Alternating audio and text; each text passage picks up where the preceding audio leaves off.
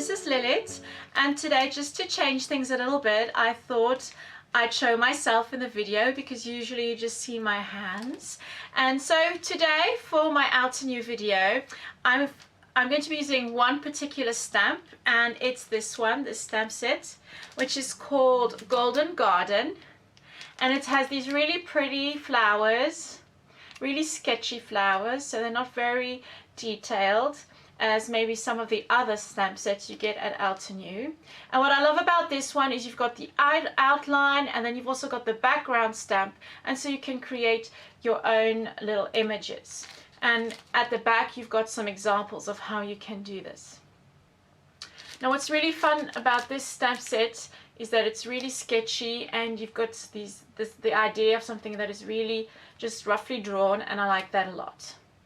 Now, just to tell you a little bit about my process when I create my layouts for Out and New, is that I don't plan a lot of things in advance. Usually here, because I'm working with very specific products like stamps or die sets, I will probably start with the stamp set or the die set. So I'll choose that first, and then I'll work from that. So I draw all my inspiration from this. I'm not too bothered about whether it's a masculine layout or a feminine layout. I just use what I like using, and I combine flowers and butterflies with my pictures of my boys. Well, I only have boys. There's not much choice, but I usually go with what I like, and I will create the layout starting with the set and just play around with the elements I've pulled out. So once I've got the set, I'll probably pick out a photo and then have a look through my stash and pick out a color combination and then work from that. So it's really, that's my process. And it does change depending on what I'm creating. For example, I am working on my next class, and there it's more the techniques I'm using that will be the starting point and not necessarily the product. So there you have it. I hope this has given you some insight in how I start the whole creation process, and I hope you enjoy the video, and I'll see you very soon for another video for Out and New. Bye bye. Okay, so let's have a look at all the supplies which I've pulled out. So I've chosen 4 inks, 2 which are yellow and 2 which are pink, a lighter and a darker color of each. I've also got some pattern paper, some embellishments, and other bits and bobs from my stash. As base, I'm using some white smooth pattern paper, cardstock from Out and New. And to the right hand side, I'll be adding 2 strips of pattern paper, and I'm just layering them one on top of the other and just pulling up the sides just to create some dimension. I'm going to take out my first stamp here, which is a larger flower, ink up with a lighter pink color. I'm going to stamp that 2 times, and then I'm going to add the detailed stamp with a darker color. I'm going to do the same thing with the yellow ink, but this time it's a smaller flower. And I decided to go with pink and yellow because these colors were on the pattern paper with the butterflies, which I'll be cutting out a little later on. I really love the look of these stamps.